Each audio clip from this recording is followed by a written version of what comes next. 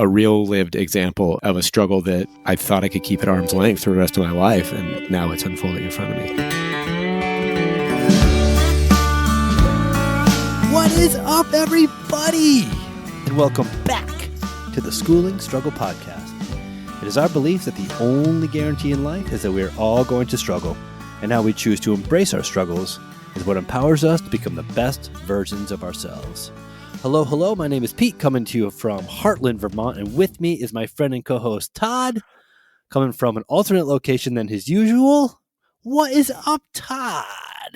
What's happening, Peter? I love it. How do you do? I'm doing well. I see there's a different set of scenery behind you than the norm. What up?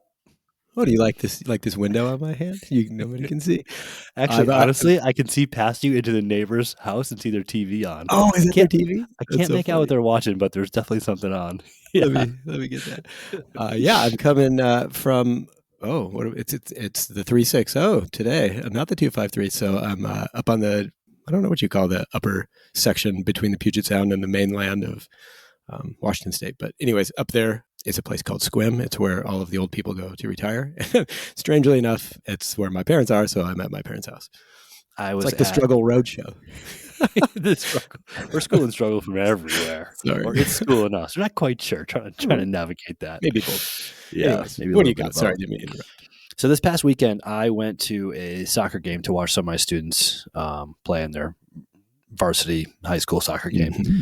And as I was standing in this particular place on the field, it hit me that exact same location where I was standing a year ago was the exact location that I received a text from you. And it was shortly after I called you to propose the idea of being my co-host on this podcast. I had this wild idea that I could carry out my life mission to a higher level by launching a podcast. And if I say I want to live, love, learn, and lead, I think in some way, shape, or form, this podcast kind of hits each one of those. And I wanted to take a stab at doing this thing. And you were my number one draft choice, as you know. And I wasn't quite sure how I was going to go. And I just said, if you're interested, I'd love to do it. You said, I think I am. And I said, well, your goal right now, my goal for you right now, so your goal right now is to keep me accountable, because I was so scared of learning how to launch this thing. Interesting. So I'm standing at the soccer game 2 days ago, and I just had this vivid memory as I'm watching the game of seeing that you texted me and be like, how's the progress on the pod? And I had done nothing to that point because I was just scared.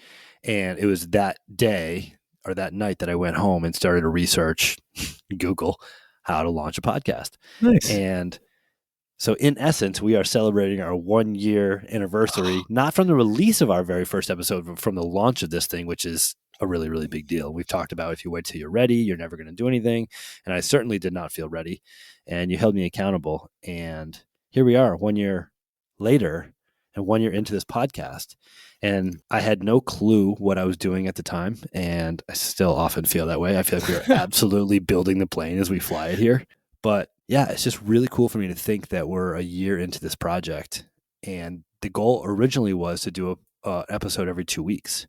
And then shortly after, like maybe a month or two, I was like, yo, I love doing this so much. I really look forward to these conversations. I want to see if we can go every week. And you're like, okay, I'm in.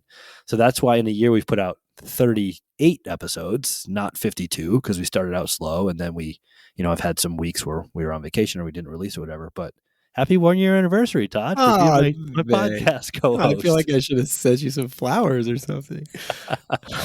How would you say, how do you think it's going? So often people, if I see them in public or whatever that I don't see very often in their listeners, they'll say to me, how's it going for you? Like, they're like, this is what I'm getting out of it. This is what I'm enjoying. But how's it going for you? And I feel like I just light up. I absolutely love this. I find myself really excited about so many different aspects of everything that has to do with this podcast. And I've found that, I know we say we're not supposed to have expectations, but the execution of this has far exceeded my expectations in so many ways. And it would be a 6-hour long podcast if I were to go through all of them. We ain't got time for that. We ain't got time for that. But the gist of it is I love having these conversations. I love thinking about topics that we could possibly, dive deep into. I I really get a chuckle out of listening to us when I'm editing, because you'll like drop these like sly little jokes in that I don't pick up while we're talking, but I notice while we're editing. And I realize like how much I talk and don't listen, and all these little like nuances about myself that I really need to improve upon. But I'm thrilled with all of it. The goal is not to grow it. The goal is not to, make money off it right now. The goal is just to love it and enjoy it. And I absolutely love it, and I absolutely enjoy it. So that's awesome. Yeah. Congratulations. It's been a really fun ride for me. That's awesome. Yeah. If you have non-goals, what is this expectation you were talking about? What was the one that was exceeded?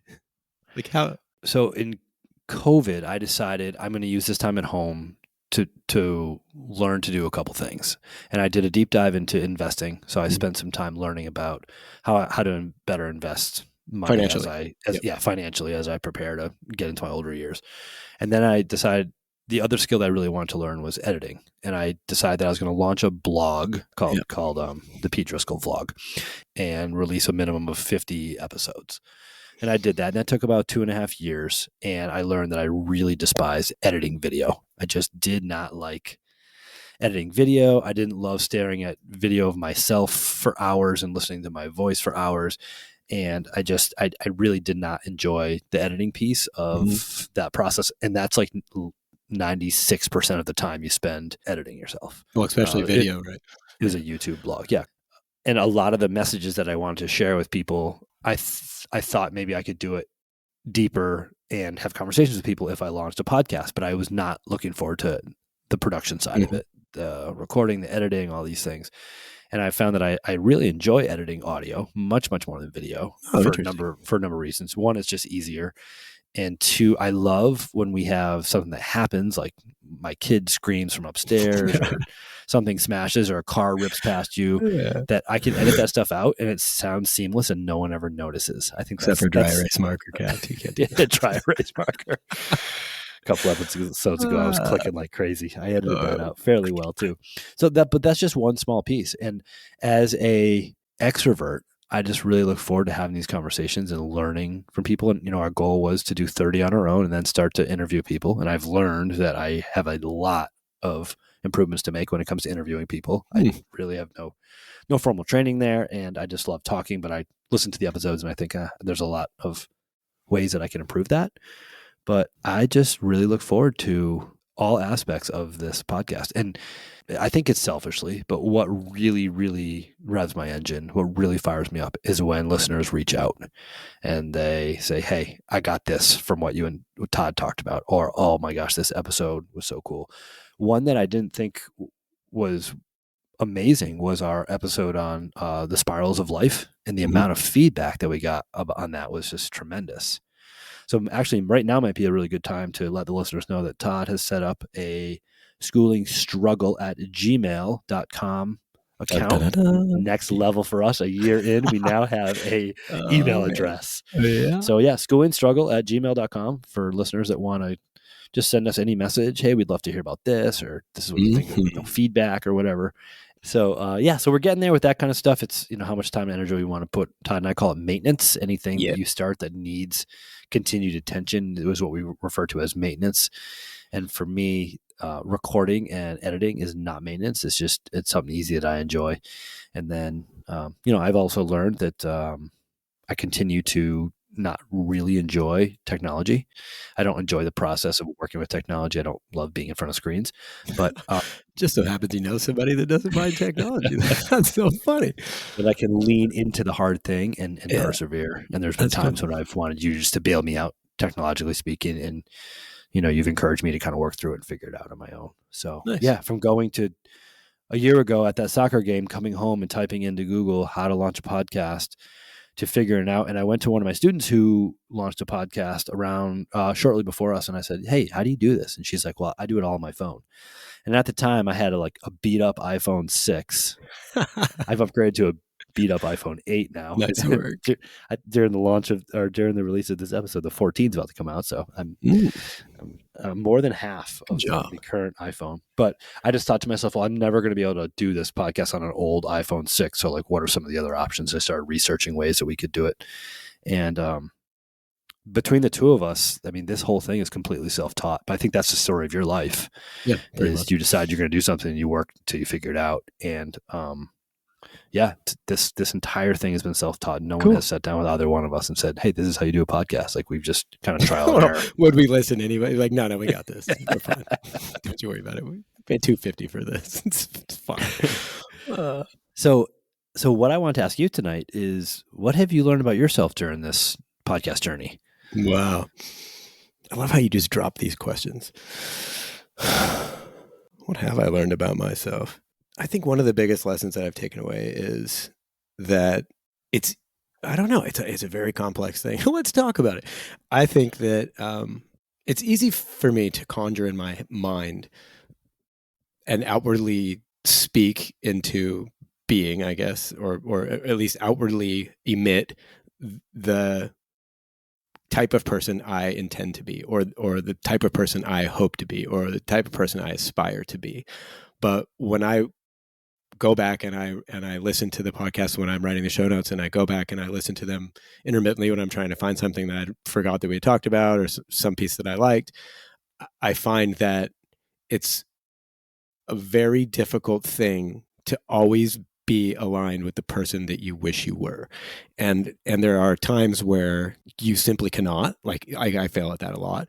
There are times where you have a moment to shine and you're just like, yeah, I nailed that one. Like, yes, I did exactly what I said, and I continue to do that.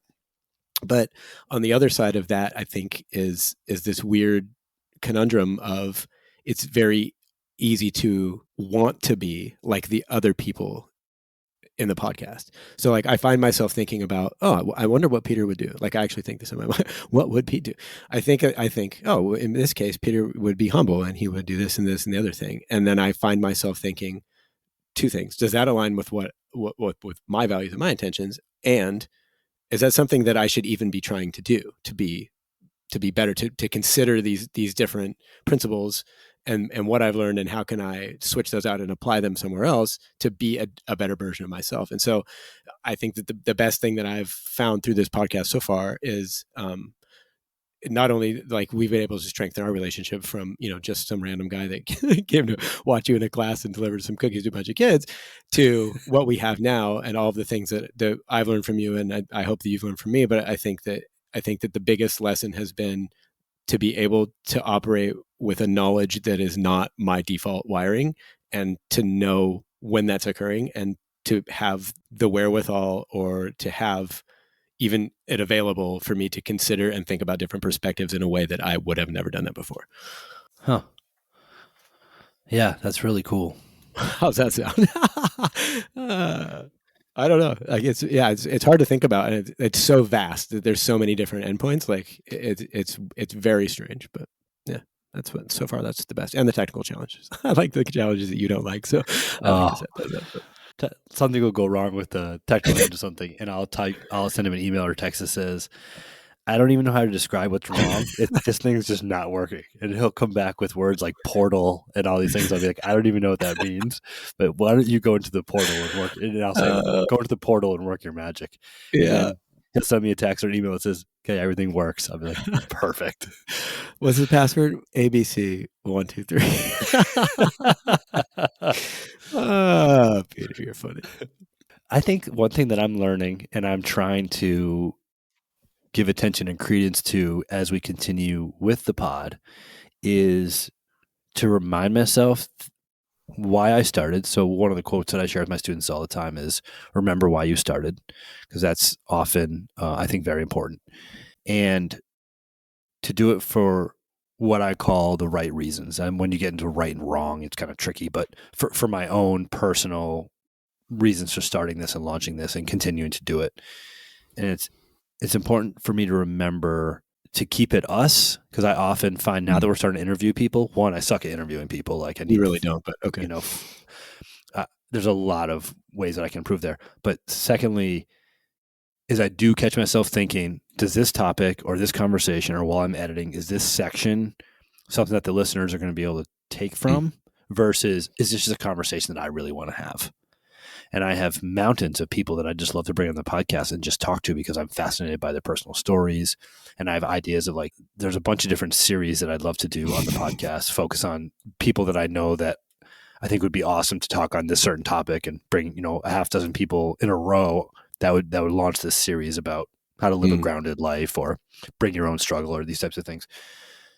But I just have to remind myself like why we started and why I started this with you is to have awesome conversations with people and not necessarily to wow the listeners or to try to come up with something, a hot take or a sexy topic that's going to get more listens or boost the analytics, but just that this is a person I want to talk to and this is a conversation I want to have with the person. Yeah. And as long as I'm doing that, I'm staying true to why I launched this thing. Yeah. And Nice work. I think as we bring more people on for interviews, that's a line that I'm going to have to walk in and remind myself. I'll help you with that because I'm not here. Because I'm not here for anything but that. Yeah. And then the other thing that I've been really grateful for that you've reinforced to me, and I've stood in front of kids for 17 years and said this, but it's one thing to say it, and then one thing just to be reminded of it day after day after day. But you have really knocked on that door and reminded me to lean into the hard thing, lean into the hard thing, lean into the hard thing. And oftentimes for me with this podcast, the hard thing is the technology piece. And I get anxious about that. I get scared by that. But we continue to produce and we continue to learn new skills on how to edit. We continue to learn new skills on different things. And if you didn't tell me to lean into the hard thing, I don't think that we'd be moving forward. Interesting. And I'm really grateful for your lessons on that and a constant reminder of that. Thanks. Happy to supply that for you. So another question I had for you, and you can take this as you want in any way, but I'm curious to know how, a year into it now, how the podcast fits into your life. And I think that's a little bit of a different question than what have you learned from yourself through the podcast? How or where does the podcast fit into your life a year into doing this thing? What do you mean how? What's your perspective on the role that the podcast plays in your life? I like it because it's an outlet in a multitude of ways. So I get excited when it's almost time to record because I know that I get to talk about things that are meaningful to me. And oftentimes I don't talk about at length anyways, about things that I'm curious about or things that I have found useful for me or things that I glean from other places. Like, for example, it's 100 miles from my house to my parents' house. And as I was driving here, I was listening to like a regular, I don't even remember what book it was, something about on thin air or into thin air or something. I think you might actually told me about it. Into thin air. Yeah. Yeah.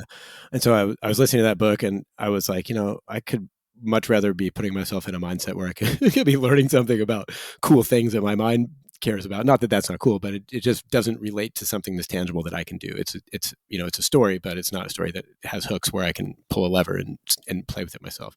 So I switched up and I was listening to 101 Essays That'll Change Your Life. Did you tell me about that book? No, that's not for me. I think it's the name of it. I'll put it in the show notes. But and as I'm listening to it, it's all about the things we always talk about, all about the things I'm always curious to learn, all about keeping me on point and keeping things in a more like it's routine for me, right? Like that's what I've learned from it. Like from maybe not from it, but from you and it, I think, but because of your part in it. I typically don't roll routines. Like, I mean, I'll get up in the morning and, brush my teeth or whatever, but there's something to be said about the anticipation and the consistency of always having something to depend on that helps my mind validate the reason why I do things. And so when I'm like, oh, it's Monday and oh man, it's almost 5:00, even though I almost forget every time it's 5:00, I'm like, oh, this is great because now I get to talk about the things that I want to do and I get to share about the things that I've learned in a way that's meaningful, not just to me or you, but to everybody who might be listening. And so I think all of that to say, I think that the discipline and the structure of having this as an outlet or a measure for me to exercise those things has been one of the best parts. And now that I think about that, I think the other side is too, as I was editing, I don't know, yesterday or the day before, but as I listen and I go back and I think about it, I've one of my goals going into this was to use these publications, I guess, if you will, as a way to share my true self more broadly or more genuinely with the people that I don't typically do that with around, like my family. And what I found is that gives connection to other people. It displays connection to other people. And I can go back, and now my kids come to me all the time. They're like, "Oh, I heard your episode about this." And they ask me questions about it. Or, like somebody was asking about the one with Caitlin in the laundry room. And it's like, it's very cool to be able to go back and have points of reference where I actually captured what I thought before those fleeting memories or those ideas that I had evaporated into something that I'll rarely get back, or I'll just catch little pieces of. So I think those two things have been the most for me. How about you? Or if you have follow-up questions. There's so many. I think one of the really cool things that I enjoy about listening to you speak on the podcast is how real and how raw you get, and you don't pull any punches, you don't hide stuff, and some of the stuff that you'll say, it just comes from such a place of genuine self-reflection. It's really, really helpful for me to hear you go there so that I can think about going there myself as well. The role that this podcast plays in my life is immense in many ways. I did not anticipate this at all when I first decided that maybe we should give this thing a shot. One is, I try to be a man of my word. So if I'm going to sit here in front of thousands of ears and say, "Hey, I'm trying to do this," it's a little bit more motivating to get myself going and to try to hold true to that word, knowing that so many people have heard me say it. And that was actually one of the reasons why I wanted to do this. I've always said, if I verbalize that I'm going to do something, I'm much more likely to do it. Mm-hmm. When my younger brother was in like 8th grade, I said to him, "Hey, when you graduate college, I'm going to take you to Ireland." And as he got closer and closer to graduation, I didn't have any money. I didn't know what the heck I was going to do. I ended up saving up the money. And when he graduated, we went to Ireland, and I had to be a man of my word. It was important. And as he got closer to graduation, I verbalized to people, "Yeah, I'm taking Jay to Ireland. I didn't know how I was going to do it, but we figured it out. And same thing with my bike ride. Like once I decided I was going to go on that bike ride, I told as many people as I could. Mm-hmm. And I thought, if I have a platform here where I'm sharing with thousands of ears what we're doing or what I am doing or what I want to be doing, then it kind of holds my feet to the fire and holds me a little bit more accountable. So that's just one tactic that I use to strive to be the person that I want to be, is that accountability piece of saying I'm going to do something and knowing that multiple people are going to hear it. That's one piece. Another, and I don't know if this is a super positive one, but like I live a lot of my life now through the lens of a podcast host. An example of that was when Camden came and we went for a walk, and the entire walk I'm going, "Oh my gosh, we got to do an episode. And I'm trying to remember everything that he's sharing with me so I can bring it back up on the episode, versus just having an awesome, genuine conversation with Camden and not worrying about the production of a podcast. Is that risky business for you? I think it could be. Yeah. Yep. I think it could be. And I want my interactions to be totally genuine, but knowing that someone has a story to share that our listeners could benefit from really fires me up to share that story, because of the number of people that have reached out to me and said, "Hey, that episode about that thing has really positively impacted my life." And that's my goal, is to try to positively impact the lives of others. And I think that this is a platform that's confirming to me that I'm moving in the right direction with some of the things I want to do in my life. Interesting. So that's huge. It's also neat for me if a friend or a family or a student comes to me and says, "Oh, you know what?" And we just kind of have a conversation and they're really dealing with something, that I can have a conversation with them and then say, "Hey, by the way, episode 14, I actually talked about that thing. And if you're interested in hearing a little bit more of kind of my experience with it or my thoughts on it, click on that one and that'll be there for you," which is really cool. And then the other big motivator for me launching this thing was, I don't want my students to be done being my students the day that school ends or the day the semester ends, as I want to be their teacher for life. And I have students in Virginia right now in college that reach out to me and say, "Hey, Mr. D, listen to the podcast episode, blah, blah, blah, blah, blah." And knowing that I continue to have the opportunity to be their teacher and be there for them long beyond their years when they're on my roster or enrolled in my class is a really, really special thing for me. Because I look at myself much more like a life coach than I do like a teacher. And this gives me the opportunity to do that. And the other role that it plays in my life is I'm just learning so much. Like I'm learning these technology skills, and I'm learning how to develop thoughts and topics about cool things to talk about. And I'm learning how to interview people, and I'm learning how to, reach out to people and say, "Hey, do you want to come on to talk about this thing?" We have some really cool that I think are some really cool people lined up to come onto the show in the next couple of weeks. And I'm super fired up to have those conversations with them. But what it all boils down to is it's so much easier to say to someone that you really want to talk to, hey, I had this hour-long podcast on Monday nights from 8 to 9. And the cool thing is everyone's available Monday night from 8 to 9, right? Unless their football team's playing on Monday Night Football, like Yeah. everyone's available from 8 to 9 on Monday. So I just say we record 8 to 9. I'd love to have this conversation. This is the topic I'd love to talk to you about. And people say yes because it's a podcast, whereas, as I said early on, if I call someone up and say, hey, I really want to have a conversation with you, do you want to do that? It's not as easy to say as, hey, I have this podcast. Do you want to have this conversation? And to have time set aside in my week to have thoughtful and intentional conversations is really special for me. Yeah. So, and then this podcast has connected me with, on a deeper level, with so many people that I was already connected with. Like my mom loves this thing. We joke around, but she calls Todd her fourth son. They haven't met in person. What if I wanted but in she that just family? absolutely loves him. I know it's on top of that Christmas tree. I don't want to. I have some friends going through some really deep, hard stuff right now, and they get really excited when the podcast comes out. Cool. And there's a couple people that I text a link to. Everybody else gets it how they get it through the platforms, but there's a couple people that just say, "Hey, please, can you please text me it each week?" And yeah, it's great. So it gives me common ground to connect with so many people in my life. It plays a big role in my life, and that's awesome. In a way that I did not anticipate when we decided to launch this thing. Sounds like it's working for you. So far, no expectations, and I'm really enjoying it. Okay, good. Well, let's keep this train rolling. 2 for 2. Yeah. Well, that ain't absolutely. Bad.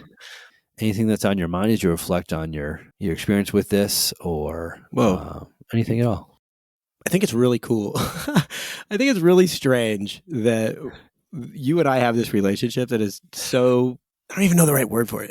It's like having a pen pal, but in fast forward. It's like a fast forward pen pal. Like, I don't know if you ever. Oh, is it like a pen pal in 2022? Here we are. It's that. So that part's really crazy to me that I have the ability, or we have the ability as a technological society, to forge relationships where in my past that would have never happened. Like, and I think it's really cool. The richness of our relationship, I think, is very.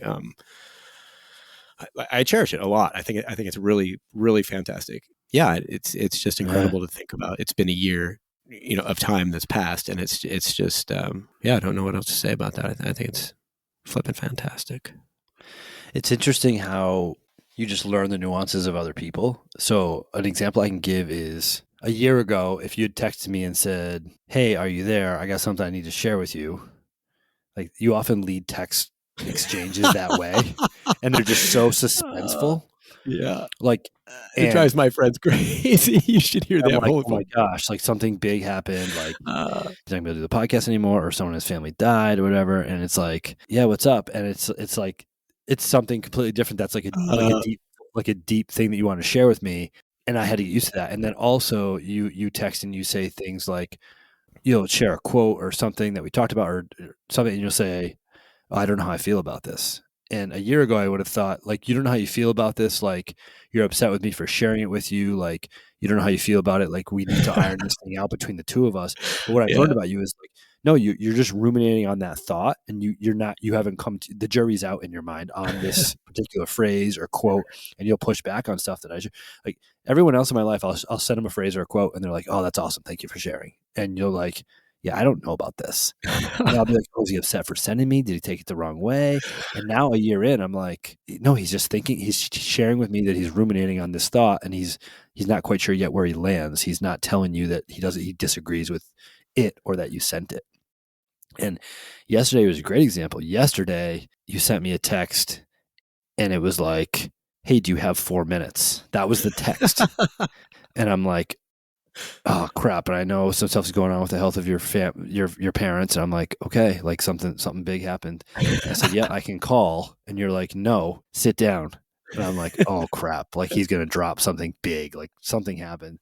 So I was working out when you sent it. I sit down on the plyo box and I said, ready, and you sent me a 4-minute video that I loved. It was the one that you included in the show notes in the last episode about life's journey. And I'm just learning how you operate. And just this is a good example of just learning the nuances of how the people in your life operate and how you respond to those things is really important. That's funny. Todd will also send, Ah. like 13 texts in a row, but they could easily be in two.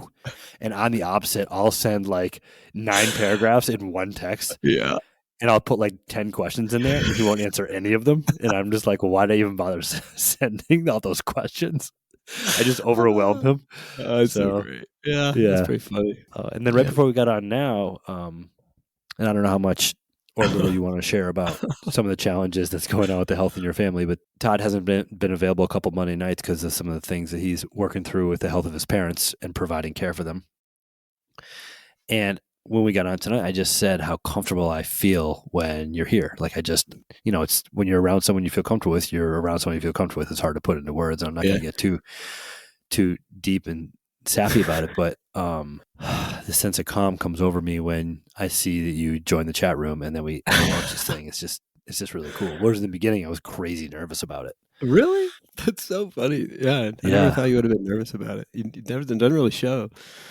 But yeah, thank you for that. Yeah, I don't know if this is true, but maybe kind of what you were trying to get at is I sent you a text yesterday that said something about expectations and all these different things that are changing in my life, and it's weird to look through the lens of where we've come and the things we talk about, and then use that as like milestones about the next parts that are coming for me. So you talked about how my parents are sick, and it's I'm sitting in a bedroom 100 miles from my house, watching the people that raised me basically, and that I didn't really care much for, beginning to enter the last stages of their life. And it's very strange to think about, how do I reconcile the feelings that I have and at the same time respect the living that they've done and where they're at now, in order to hopefully have this thing come together and be the most meaningful for everybody involved. And I think that it's a strange thing when you hear people talk about